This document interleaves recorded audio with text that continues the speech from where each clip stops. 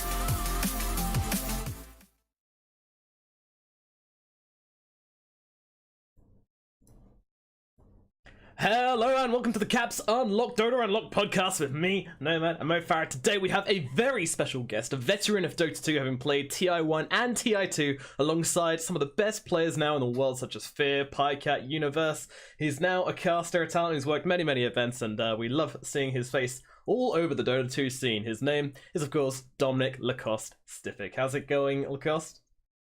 Well, thank you for this amazing introduction, man. It's feeling good. I've set up everything for this interview. Had some difficulties, but now we're good. That's right. Though no one has not had difficulty so far, so yeah, it's not a smooth process. So that's all fine. So I mean, what have you been up to today? What's the day in the life of Lacoste like? Well, I played a lot of pubs today. Besides making a lunch for myself and just getting some good night's sleep. So the pubs are not going well though. Like I've lost like 300 MMR in past couple of days. I've had so many people just disconnecting from the game and just ending up playing 4 versus 5 most of the time, or people just abandoning. So pubs right now are not really good. Yeah.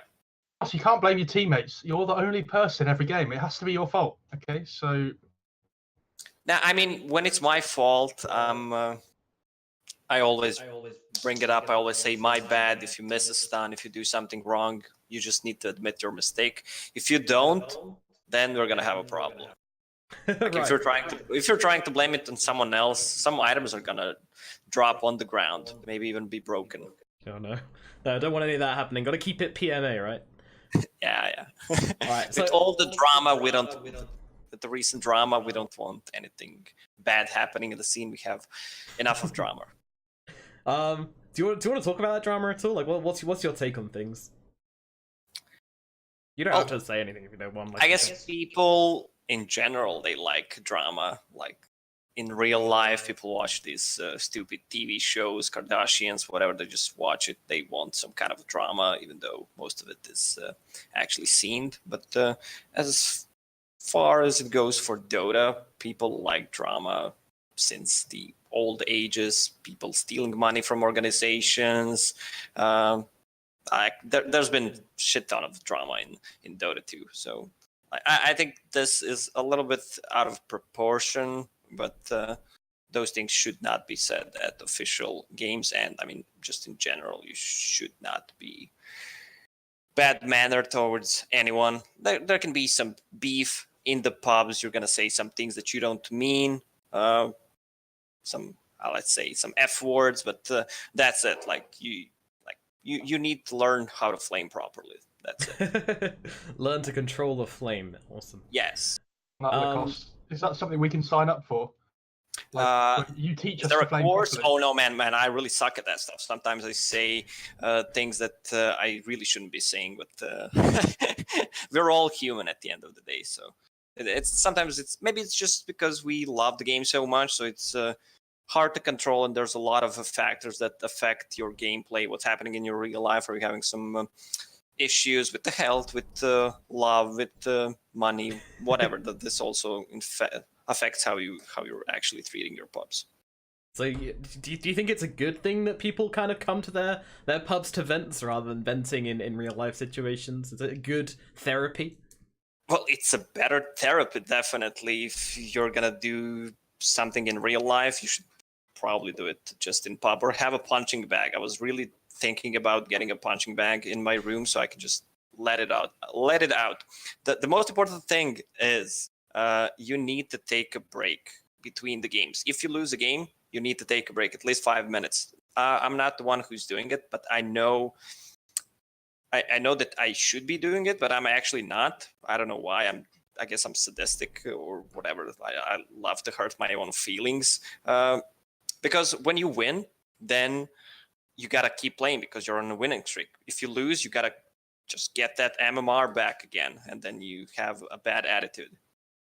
All right, okay. I tend to take like a break of like a week after every single game. I'm not very good at playing this consistently. Well, sometimes I don't play if I'm busy at LANs or with something else. So sometimes I don't play for a couple of days, and sometimes I play 20 games a day. It's really, really weird. what I do with Dota. Yeah, it's fun though. That's the end of the day. So, let's go back to the beginning. It was kind of a all over the place start, but let's get a bit of chronology in here. When did you first get into Dota 2? Like, what was the day when little Lacoste went, you know what, I'm gonna start playing some Dotes? Dotes 1 or Dotes 2? Oh, Dota 1, yeah, Dota in general Dota 1? as a whole. I think I've been playing Dota since it basically came out. I played some games before Dota 2, Aeon of Strife, and Tides of Blood. So, and some similar maps. These were custom maps from Warcraft 3. So pretty much similar to Dota, but not as good. And then played a lot of Aeon of Strife, and I think Dota came out after that. I played Warcraft 3 on semi-pro. I was good, but I was not good enough. So I just enjoyed playing Warcraft 3 in general. And when Dota came out, we've been spamming that stuff a lot. I didn't have internet at home at the time, so we played from internet cafe or from my friend's place. Right. Okay. Interesting. So then was a lot of I find so many people are like, yeah, internet cafes. Was that when you started kind of finding a team and being introduced to like the team aspect of Dota? I felt that I joined a real team. I don't know if anyone knows. It was called Avid. It was a mix team of friends who actually had fun, but we managed to score some good results back in the days. I remember the first tournament that we won, like $200-300. We donated that to the earthquake victims in China, if I remember correctly. Wow. And there was a lot of stuff happening in Dota 1 at the time. Even if you won the money, there was like more than 50% chance that you're not going to see that money. Right, okay. Oh, so it's a bit of a not a very reliable scene back in the day. No, I haven't actually heard about this team Avid. Who was on Avid? Anybody notable? It was Sound Chaos Debug, Nozg, Swoopy, and Nike. So I don't think any one of them plays Dota. Yeah, those guys. I'm not sure. Oh, yeah. These Yeah, are I some remember them. old school names. Like 1% of the community will probably remember it. The old guard. So oh yeah, what I want to also ask, like, why did you start? When did you start calling yourself Lacoste, and why? Because Well, man, you gotta name yourself something, right? 15 years ago, you type some random nickname, it's taking something you like, then you look at the brand of your shoes, and then I'm just gonna go with Lacoste. And then Lacoste is taken, and you need to put underscore. And after that, you need to stay. I hate people who change nicknames, though, especially the pro players. Like, why would you change your nickname? HFN. You've been playing with this nickname for 7 years, then suddenly you're known as whatever. It's like a brand as well as a player, isn't it? So if you change your name, you're basically losing so many people that understand who you are. Exactly. Do you think Unless you're like top 10 players in the world, everyone is gonna know. Like, you can make some small adjustments, but changing your nickname completely doesn't really make sense to me, and it should be punished, though. I think Grant would back me up on this, definitely. Punished? How would you punish that? I don't know, like 10% of the earnings and DPC points. Just kidding. I don't know. Like, you need to make a punishment system. I don't know. I just wouldn't allow it. Period. That's it. HFN is fuming right now. What do you think? Do you reckon he's going to stick with Archangel, his new name he's been using in a couple of tournaments? Oh yeah, I saw that one. I was wondering if they changed the player. Every time someone changes a nickname, you need to go to Liquipedia. Thank God we have Liquipedia for that kind of stuff. Yes. Shout out to Liquipedia, guys. Whoever's editing that, man, he's doing such a good job. I can't believe that we have this technology that you can just click and see whatever you want to know about Dota, and it's fast, it's correct. Yeah, the Liquipedia is about. I mean, as a casters as well, obviously we need to like constantly be keeping up with whichever tournament we're on. Like, we don't go to the tournament web pages for this information. We're on Liquipedia all the time, just checking their info because they're the best. And if you're a caster and you see someone having a red nickname on Liquipedia, you don't even want to bother doing any more research. Like, they don't matter. Damn red names. Your red names, yeah. Make the page for each player, Lacoste. That could be your job. Just start making players for all the players that have red names. Make them famous. Probably know them all, yeah. Are we red names? Do we have a Liquipedia page? I don't even know. I'm gonna check. Oh, no, I've got one. Oh, I'm a red name. Can I ask you a question? Can I ask you a question, Lacoste? You remember when you said about the tournament earnings, about 50% of them, you don't know whether you get it or not. Yeah. When TI1 came out, about the like the $1 million and stuff like that, how much did you believe it? Like, did you? I know a story that couple of Chinese teams didn't want to show up at TI because they thought it was a scam, and we heard the rumors that there's gonna be a 50K tournament somewhere in USA, and we wouldn't believe it because at the time, like, it was too much money, and when it was announced, it blew our mind, definitely. Did you believe it straight away when it got announced? Nah, I don't think anyone believed it, especially because Dota was still in beta, and Valve was actually doing a good job. So whoever got invited to first TI, if they didn't have a good PC, they've sent them laptops so they can practice. Oh, wow. Yeah, good guys from Valve. Paid off in the long run, I think. That those laptops were probably a pretty good investment.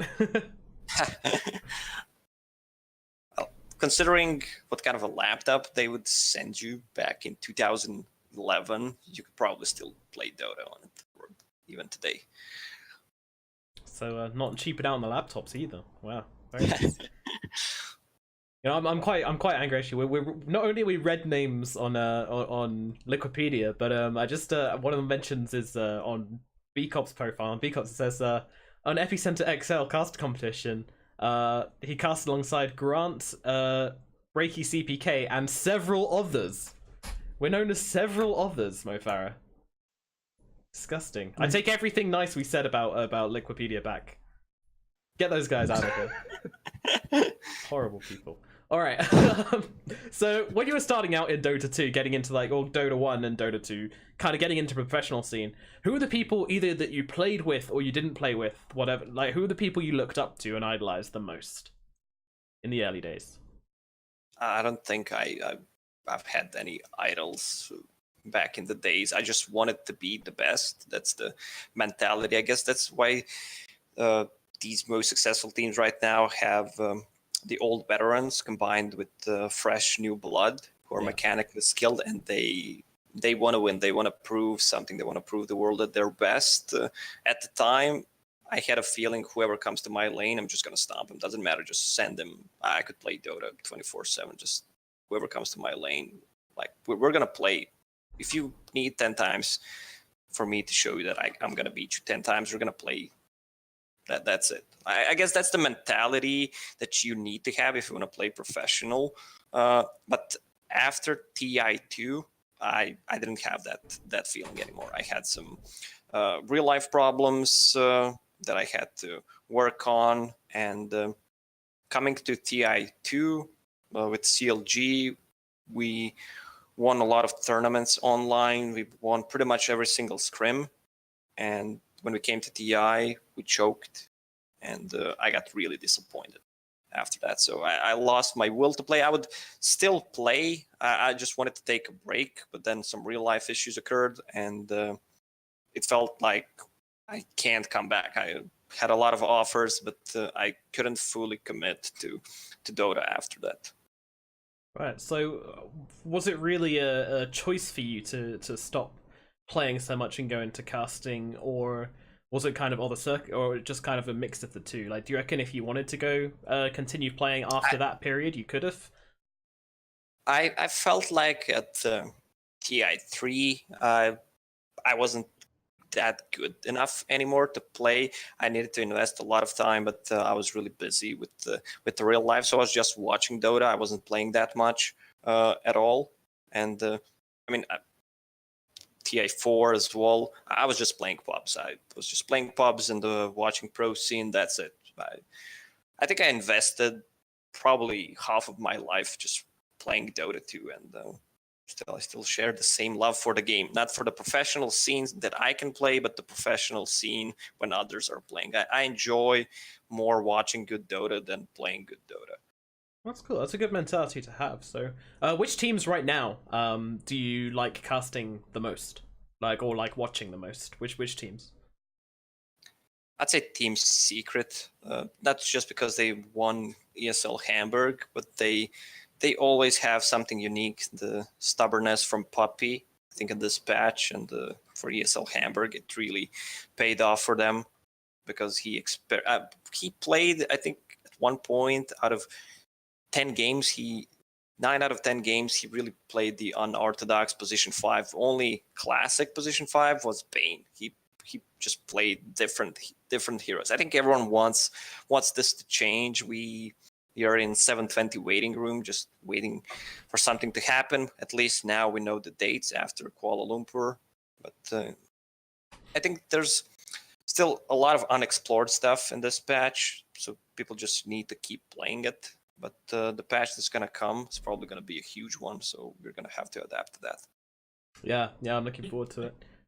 Are you thinking it's going to be a massive patch? How big do you think it's going to be? Yeah, I think it's gonna be like super big, maybe 7.0 when it came out, half of the size.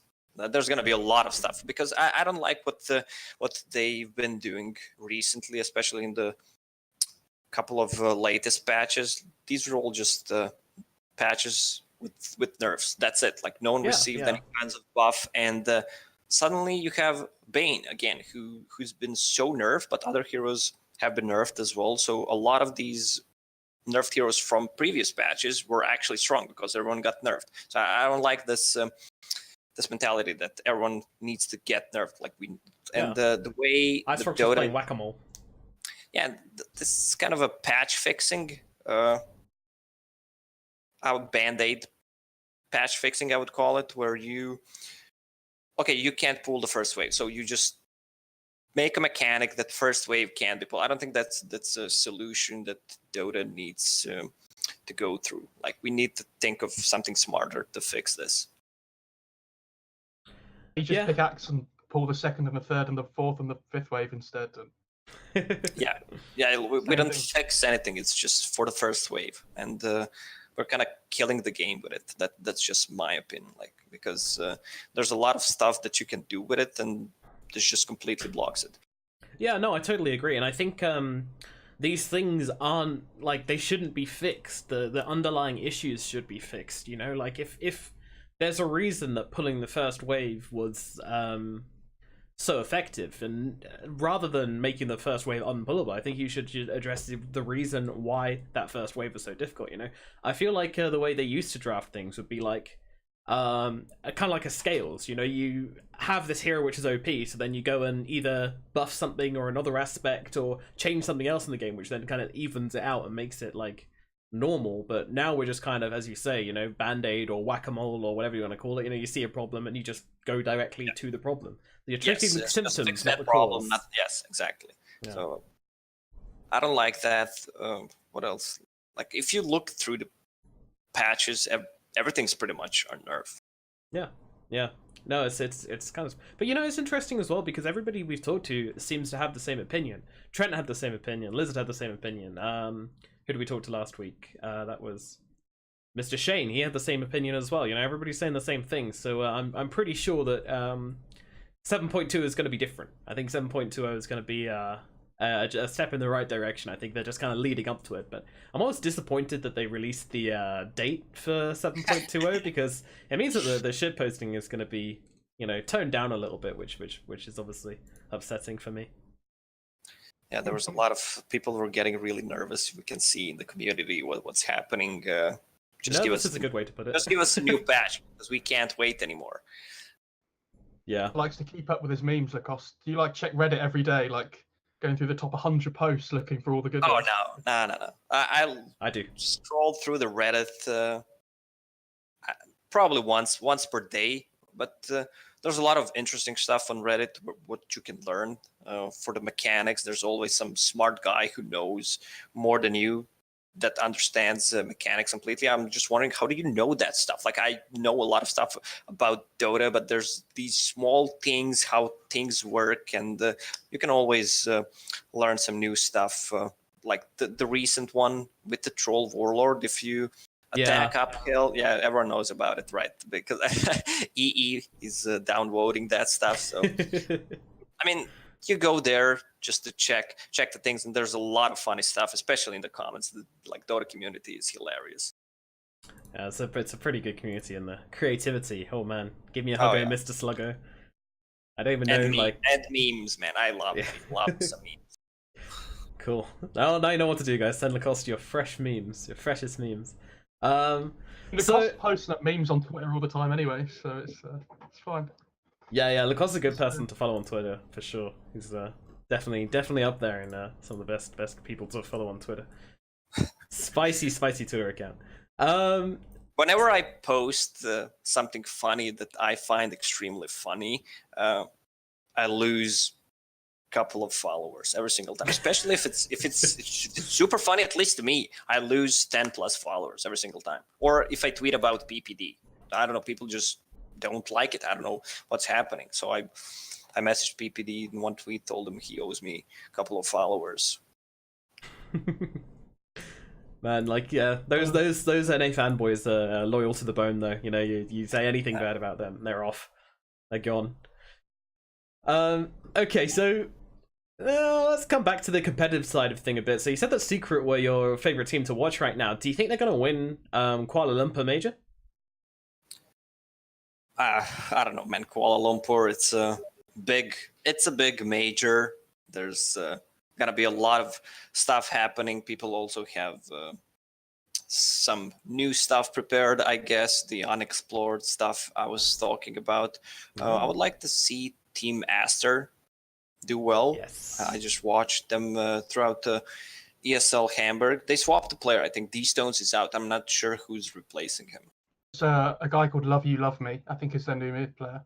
I've been following them in some of their games. Name. He's a tiny spammer, so look out for his tiny mid. I think that's the only thing I've seen him play so far. It's like 4 games of it in a row. Well, Tiny's pretty good right now, so you know, maybe they've got that. Do you think D-Stones deserve to be kicked though? I don't know why. There's always this Chinese scene that I don't know too much stuff about, because it's kind of always shady. There's always like their own bubble, and it's hard to penetrate it unless you know Jack. Then you can message Jack, see what's happening there. But I think Chinese scene in general is the most interesting one, and also their tier 2 scene is really good. I love watching the Chinese qualifiers the most, I think. Yeah, the Chinese qualifiers are always yes. Yeah, I agree with you there. So I guess have you got Aster marked as like your underdogs for Kuala Lumpur? Because that was my next question. I wanted to ask you who you thought was going to sneak through and possibly clinch a surprise top 3. I'm not sure if Team Aster is gonna make it, because I don't know the new guy. Just need to use my keyboard for a moment. Just give me a second. So you asked about who could be the dark horse. The dark horse. Mm-hmm. Well, LGD definitely, they're gonna do well. Same goes for Vici Gaming.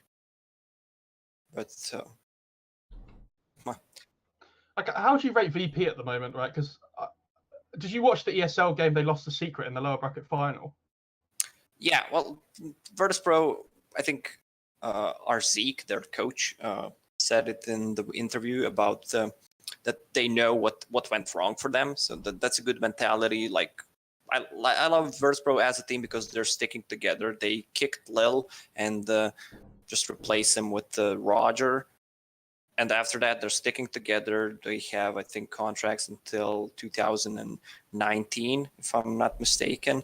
There's a lot of info in Dota, just in general. So they know what they did wrong, and they're going to fix that. So always a scary team to play against, because they play really fast. But I feel like in this patch, or maybe their gameplay just changed. They kind of slow down a little bit.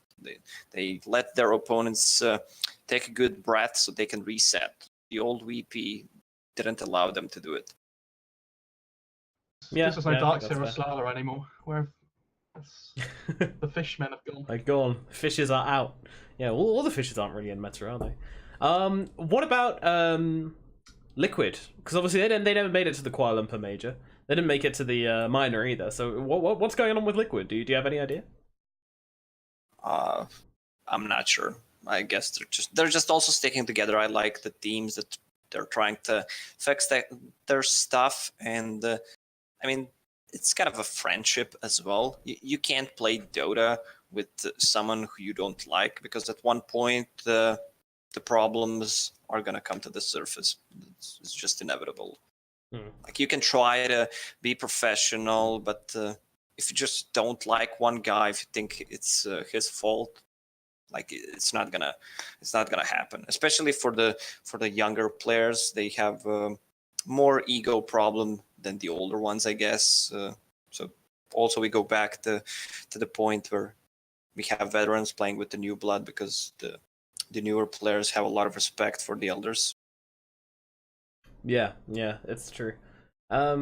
So which region do you think is the strongest right now then?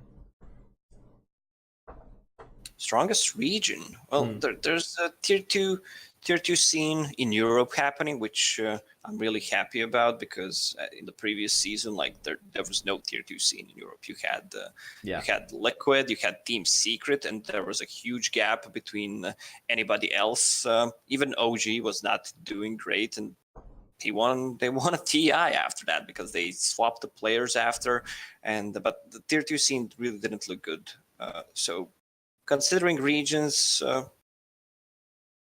I would say, I guess China's looking good, Europe's looking good. When I say Europe, I mean CIS as well, because I just think of Virtus Pro. CIS just in general a part of the Europe, because we play with them all the time on European servers. But there's I mean, what's happening in Dota right now is really good, because we see better teams coming out from South America. They're being more professional about the organization, about everything. Like, there were always these highly skilled individuals that you can see that he is better than the rest, but the other teammates were not as good. Finally, they kind of filtered their players, and now they have a couple of really strong teams. The scene I know the least about is SCA. Like, I'm never casting any SCA games. I'm never watching SCA. I try to watch when I can, but it's really a difficult time for me. Yeah, it's the curse of the EU. Yeah, I'm always assigned to a different region as well. What are you going to do about the Kuala Lumpur Major? Because obviously, I think it starts at 2 a.m. for people in the UK, which is ridiculous. So it must be like 3 a.m. start for you. Like, how are you going to watch the games? Are you adjusting your sleep schedule, or are you just going to go back and watch them? Or well, I'll probably just watch some of them, maybe those that start early. So I'll just watch the replays, even though I don't like watching replays, because I know the results, and it kind of takes away the fun from me. Like, watching live is 10 times better, definitely. Yeah, agreed. Like, when you're watching it live, I also love to use my own camera to see everything. Sometimes when I'm in bed, I watch the stream, watch my fellow casters and co-casters just cast the game. But whenever I can, I actually just watch it from the Dota client to see what's happening. I love to notice all these small things. Yeah, so actually, I remember the first time I discovered that you could actually watch stuff in game. I didn't realize you could for, like, I think I started watching around TI2, and I didn't realize you could actually watch in game. And then one day I figured it out, and I was like, "Oh my god, this is amazing!" So, like, I spent like an entire tournament just like, observing every game. Like, wow, I'm like there. I'm just an eye in the sky. This is fantastic. I think that's actually why, like, my camera work is I was still using the smooth drag before I was even casting, because I was just like, oh, I just liked trying to making my own viewing experience pretty nice. So that was don't ask. I was a weird guy. Still, yeah, I'm really shitty obs, because I click a lot, and people. Yeah, all pros are terrible don't obs. like it. yes. Yeah. Like we've been doing that stuff in the King's Cup #1. Like I was not the worst because there was always Jack just sipping the lemonade with one hand and observing with just the mouse and sitting like this. Like, I don't give a shit. I'm just watching the game for myself. Jack, there's other people watching the game. Like, you're controlling the camera. Sounds about right. Yeah. Yeah. I mean, watching the King's Cup was actually pretty fun to watch though, because I don't normally watch the smaller things. I try and stick to the bigger events and watch replays and stuff in between. But it was just so chilled. It was so casual. Like it was super fun to watch. And then you did all the stupid things and stuff as well. It was amazing. Yeah, man. The studio is always nice. Dakota is doing such a great job with it. For people who don't know, he's the one who's organizing. He's the creative producer for it. And like the teams in North America are also good, but they kind of still have a problem. The tier 2, tier 3 scene, especially the tier 3 scene, they stick around for a tournament, then they disband. Most of them have other jobs as well, so they can't truly focus on Dota. Not sure if what the idea is, if they don't want to play Dota professionally or they don't have time, they need to focus on other things and studying. But there's a lot of skilled individuals in North America in general, so it's just a shame that they can't stick together for quite some time, because some of the teams look really promising, then on the other day they look really shitty and people are not showing up. So maybe they're not the tier 3 scene. Yeah, there's not enough money for people to sustain themselves just by playing Dota, I guess. But I would be happy if you get more money involved in the, like what China is doing, where you have these academies for players, Vici Gaming, with 76 teams, and they're just picking out the best. Crazy. But we kind of ended that, so they're not gonna have 2 teams at TI. Wow. But it's still good for the scene. Like it's JStorm now, guys. Come on. Yeah. People who don't play professionally, you need to have connections, plus you need to be lucky. Like if someone gets injured, you need to be a good friend with a certain player. Someone can't go, there's a visa issue, you're gonna hop in, you're gonna be as a stand-in, and it's your time to shine. But you can't choke, because this might be your only chance. So sometimes it's not only skill-based, there's a luck factor as well, plus you need to have connections. Yeah, I'd agree. And I think talking of actually, I before we go too far past the issue, you did mention OG and TI earlier, and especially talking about like people getting their comeuppance and their time to shine. Topson probably going to be the all-time best Dota example of that. OG's performance at TI, how much do you think that was down to Topson and his unique playstyle? Oh, it's kind of hard to adapt because you have Topson, who played all those different heroes. I think he was the one who played Quasvex Invoker with Earn. Mm-hmm. He was just a pop star. That's it. Like I don't think he played for any other teams before. Maybe these 5 anchors, but yeah, 5 anchors. Yes. Like these these Finnish stacks that pretty much play for fun. Yeah. So unique style is pretty hard to counter, I guess, because you don't know what to expect. And I think one of the reasons why they won a TI is they got a lot of confidence boost after the group stage.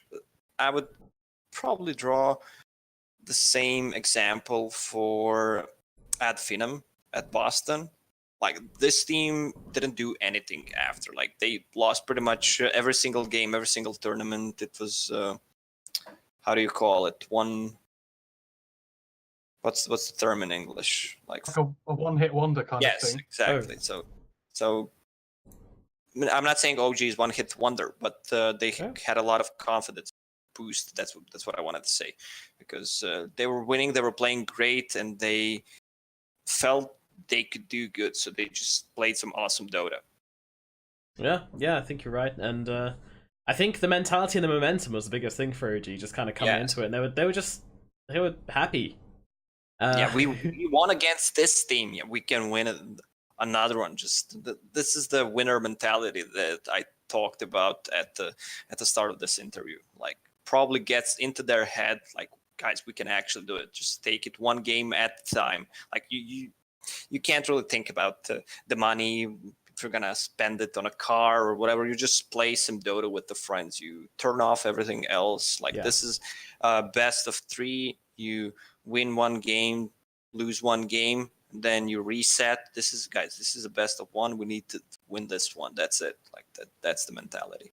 Yeah, and in a lot of the games we felt that. I did feel like in the OG EG game, I didn't really feel that much from that, because obviously, you know, we only saw them in the draft and in the post-game stuff, but it didn't feel like it was the same attitude. I'm really looking forward to True Sight on those sorts of oh yeah, I want to see what Passerelle is doing. This is the guy that I know from Dota 1. I didn't even know that he was coaching. He played for Teg, that was the best Romanian team in Dota 1 back in the days, with Freezer and some other guys. I can't remember nicknames right now. But I want to see his perspective. I want to see what he did for the team.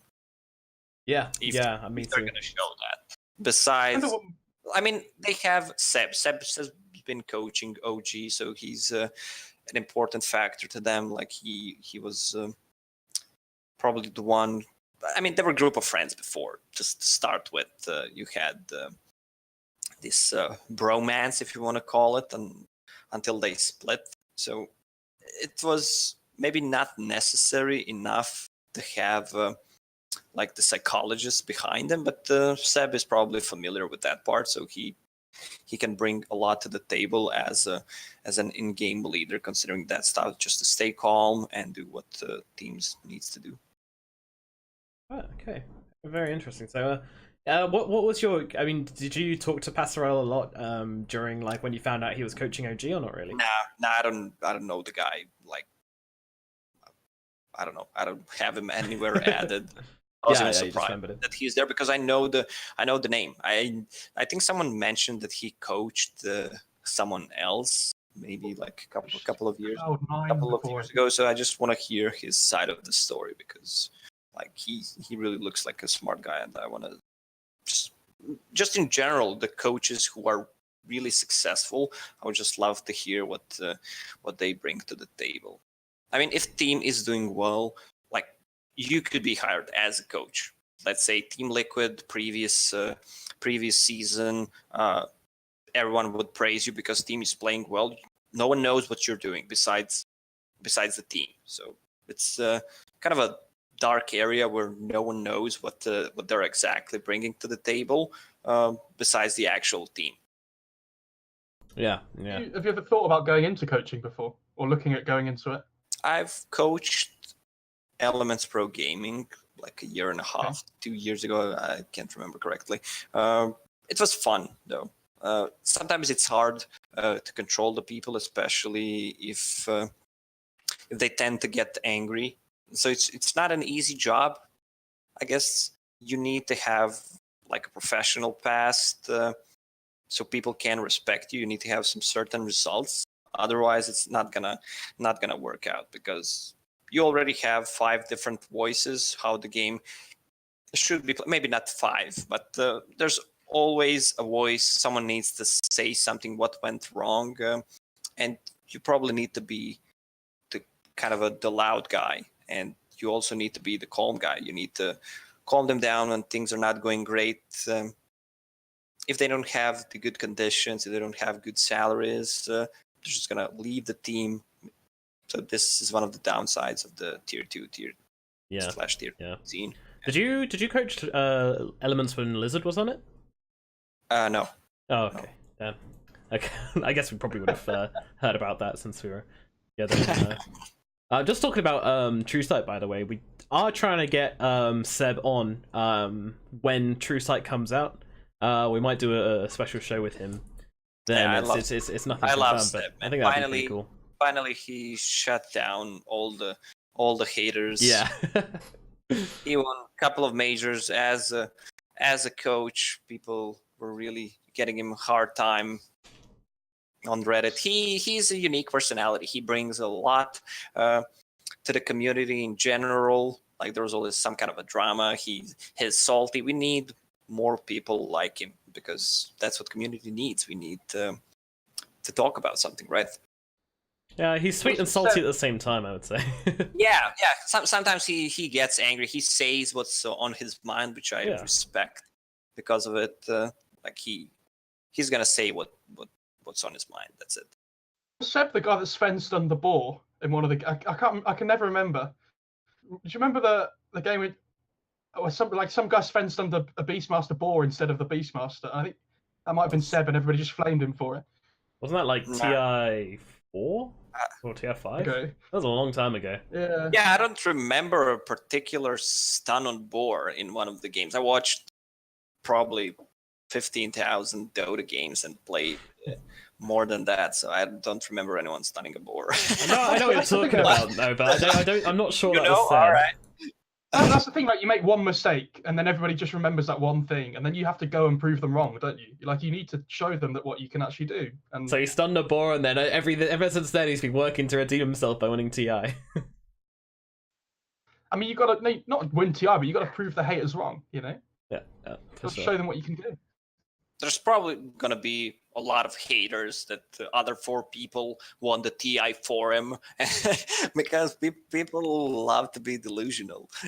I mean, Dota can be interpreted as a game. Like, if you, let's say, take 5 players that have same MMR, they have 3K. If you ask them after the game was played what went wrong, they would give you probably all the different answers. Whose fault was it?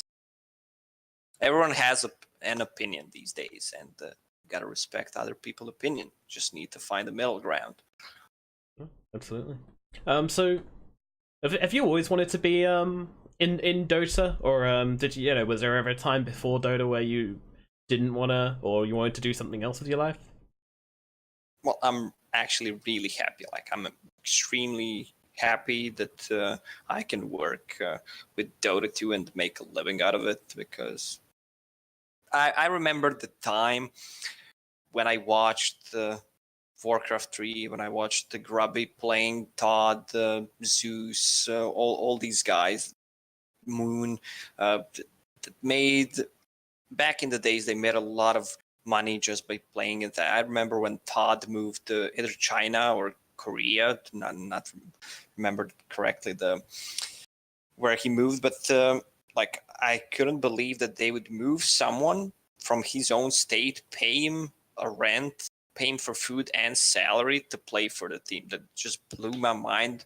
Back in the days, that was probably 15 plus years ago, 17, 18.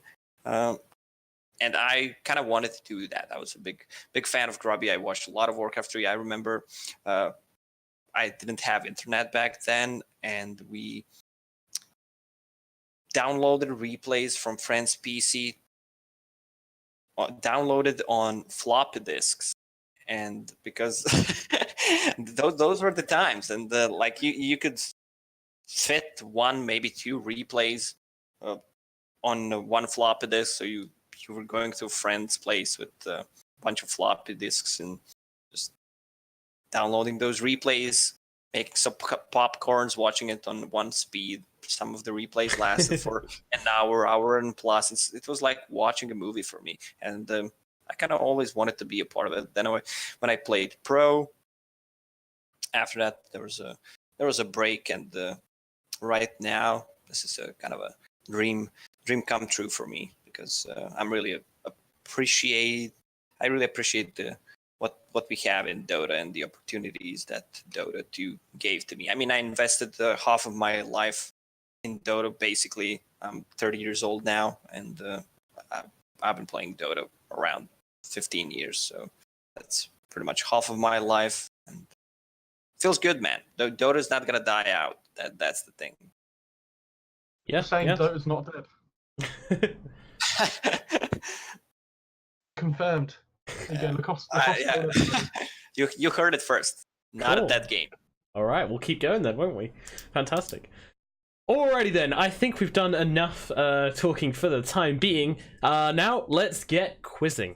The Mantle of Intelligence is our quiz here on the DotAUnlocked podcast, and it is your chance to maybe prove that you're better than all the other talent we've had on here, and more importantly, or maybe less importantly, depending on where your allegiances lie, the winner over this first season of podcast will win a Caps Unlocked keyboard, anything they like from the store of Caps Unlocked mechanical keyboard store. So not just the title and glory up for grabs.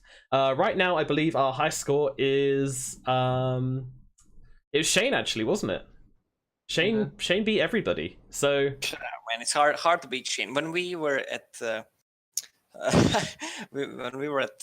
Cologne at the ESL offices, we went to Shane's office, but he was not there. Oh. So, I thought that story was going somewhere. Nah, man. He had Team Liquid shirt with his name on the back. Right. I don't know. Yeah, in his office. So. Gosh, Shane. He knows So yeah, people. guys, remember to vote for me because I want that keyboard. I want to beat you. You gotta win it. There's no voting involved. It's a quiz, my dude. We're fighting. Oh, it's a quiz. Never mind. Yeah. I'm gonna win it for myself. Yeah, you got to fight your own battles here. Fuck you, Shane. Yeah, exactly. Get him out of here. Alrighty. So, the first stage of the quiz, it's a two-stage thing. The second part is just a tiebreaker. So this really is the most important part: is how many questions you can get right in 1 minute. Mo is going to be sending them out to you, quick-fire questions, and it all depends on how many you can get right over the stage of a minute. Do you understand? Yeah, I understand, but where is he gonna send the questions? Like, he's going to say them. Speak to you. You're gonna say, all right, let's go. Okay. Alrighty. Are you ready? 3, 7. 2, 1, George. go. Okay. Name one of Razor's talents. HP. What? Much. How much? I don't know, 250. How long does dismember last when you use it on a hero? 3 seconds. Recently announced which player couldn't obtain a visa for the Kuala Lumpur Major. 33. 2 teams that reached the final of the minor. Reached what? Minor? The final. There was some noise issues. 2 teams reached the final of the Dream League minor. Oh, Dream League Minor, that was Tigers and Navi. First, to start with the letter W. Winter Wyvern, Warlock. Name 3 of your teammates from TI1. TI1, wait, okay, Fear. 5 seconds. Under Pressure, Fear. 1437. Universe, he was a substitute. Come with You got it. We'll give you that one as well. There were a couple of sound issues for that one, so we'll give you so give me one more question on the house. Okay, are you ready? Okay, so this one. According to Dota Buff, what is your most played hero of all time in official games? Oh, Wind Ranger, probably. Is that correct? Good. Yeah. Well, I'm not sure what's wrong with your mic. You're not quite coming through. I think you might need to, I don't know, get closer to it or something. I'm not too sure. Yeah, put it in your mouth. But Disaster. let's make this an XXX stream. Get it in there, Mo. Anyway, the Razor talent was tough. I would cheat. I would definitely cheat. I didn't have Dota 2. That's why we don't give people very much warning about this. Let me just check. I was going to give you a meta hero, and then I was like, no, I can't do that. I'll give him a hard it's one. 200. It's 200. I don't even remember that. I don't remember his talents at all because this hero is just completely dead. Now, did he get 6? He did indeed get 6, yeah, which I believe is tied up with what Shane got as well. So me and Shane are gonna play tiebreakers. Nice. Yep, and I think Shane did very, very well on his tiebreaker.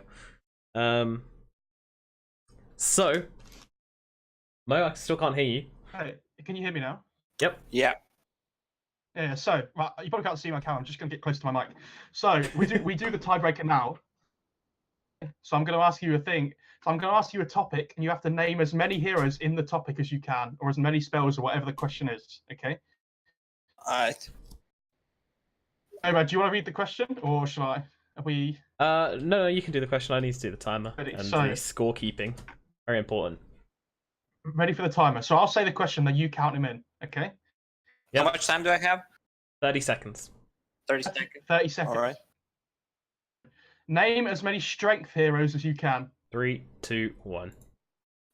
Phoenix, Slardar, Spirit Breaker, Tide, Doom, Clock, Shaker, Huskar, Kunkka, Legion, Life Stealer, Omni, Baron, Wraith King, Night Stalker, Magnus, Huskar, Titan, Panda, Tusk, Treant, Tiny, Sven, Io, And time is up. Axe. All right. Jesus. What was? That was So many. that was a lot of well, 1, 2, 3, 4, 5, 6, 7, 8, 9, 10, 11, 12, 13, 14, 15, 16, 17, 18, 19, 20, 21, 22, 23, 24 heroes I named. think you said Huskar twice though. 23 heroes. Well, that could be. I don't 23. think 23 with double Huskar. 23 with the Man, double you, can't, Huskar. you need to think about Huskar all the time. Huskar, Broodmother, that's the heroes that you don't want to get.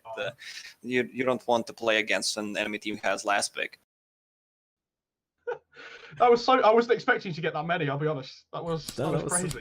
That's a machine gun answering right there. So hold on, I've got Shane's answers here. Nope, this is someone else's answers. I believe Get 23. he didn't get 23 anyway, so it does put you fairly short in the lead for today. We'll put up the leaderboard tomorrow. And yeah, congratulations. Kind of dominating When does the the question. season end? When does the season end? It'll be until 10 What guests. is this? 10 guests. All right. And you're guest number 6, so... Or is it 10 Oh. guests or 12 guests? I can't Looking remember. good for me. But yeah, that's looking 12. good. Is it? Dominant. about half- I Halfway. hope. Oh, okay, you're I halfway. hope Right. those keyboards are unbreakable. Sometimes I love to smack my keyboard. Especially with 300 MMR in 2 days. Oh, It's, yeah. Oh, it's time to sell out. The That's Caps Unlocked that's couple of keyboards. heads. Yeah. The Caps Unlocked This is keyboards like- are the sturdiest keyboards money can buy, made of pure aluminium casing. And no, I actually have no idea what they're made of, but I'm sure they're great. In this couple of days, how many times did I hit my keyboard? More or less than level 1 Phoenix ulti hit count? I'm going to go with more. Square root. What's the most broken hero in the game at the moment, do you think? Most Do you broken. think Phoenix or... Well, Phoenix brings a lot to the table. Like this hero is insanely good. I can't believe no one was picking that hero because this hero is just completely broken. He if you place a good egg, you're gonna win a team fight. That's it. Especially if you have something to defend the egg with. Also, Necrolite still broken. No matter how nerfed he gets, still broken as a hero. He needs some kind of a rework. Or the Ghost Shroud, cooldown. I don't know, mana. Duration. Will you sign my petition to get his ulti reworked so that it no longer affects respawn timer? I don't. This is some random stuff. Like give him extra time. I don't know. The most broken thing about Necro was the old Aghanim's, where you when you can buy them. God, they just I need love to it when you got the game and then all of a sudden you're like, oh, I carry got scythe. Oh, the game's over. Never mind. Like, Yeah. that's it. Game's done. Move How on.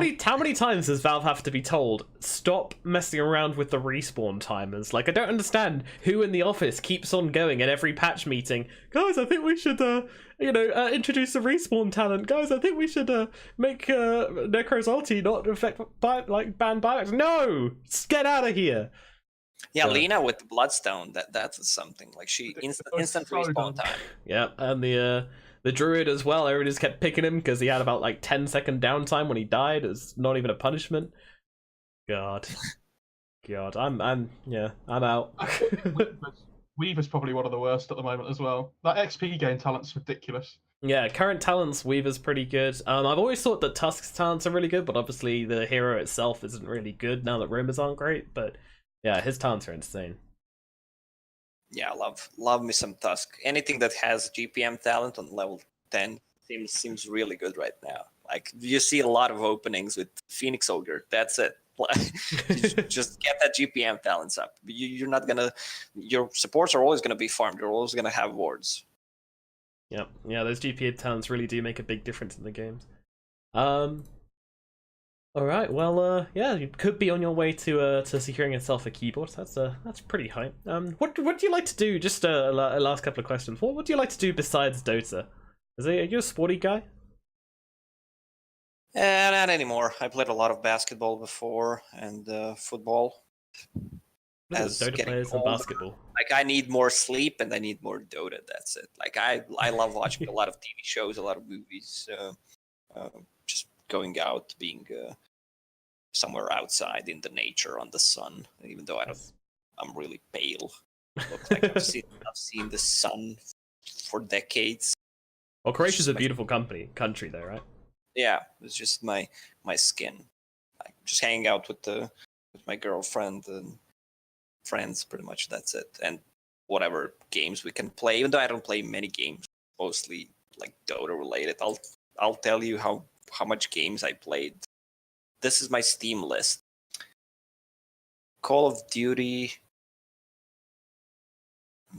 Didn't even play it. Counter-Strike Global Offensive 7 minutes.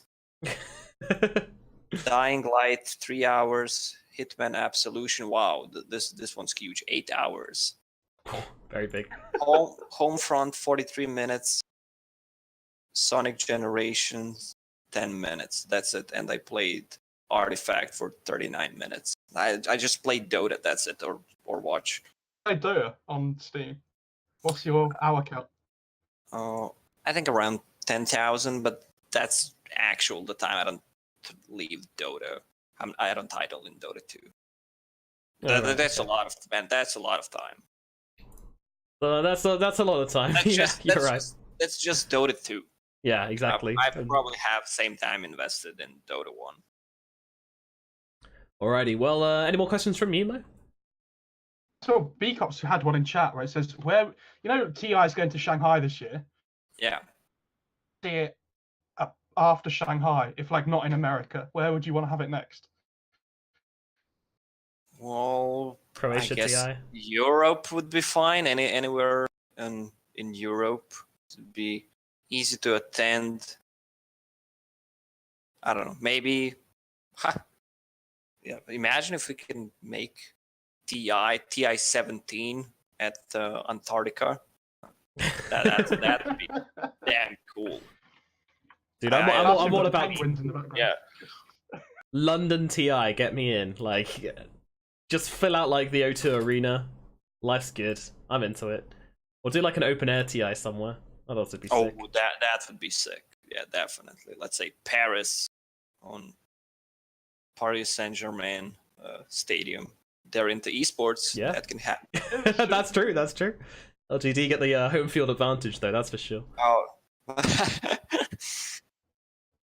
Alrighty then, I think we are all done but with this podcast, but thank you so much Lacoste for coming on and talking to us. It was very nice to have you and chat to you about all things Dota 2, and yeah, thank you guys for coming in and watching. We'll be back next week with an unknown guest, I believe. Yeah, we've got a couple of people in the works going through the system right now, but yeah, we'll let you know sooner who we've got coming on. And then I think we can confirm that we've got BSJ coming on at a later date, and at some point we might have Seb coming on as well, so that's going to be pretty cool. So a lot of cool stuff coming up on the DotA Unlocked podcast, so don't forget to stay followed on Twitter, on Twitch, and we will catch you next time. Throw this guy a follow on Twitter as well, of course, because he has been such a wonderful guest for us. Thank you, and we'll see you next week. Goodbye.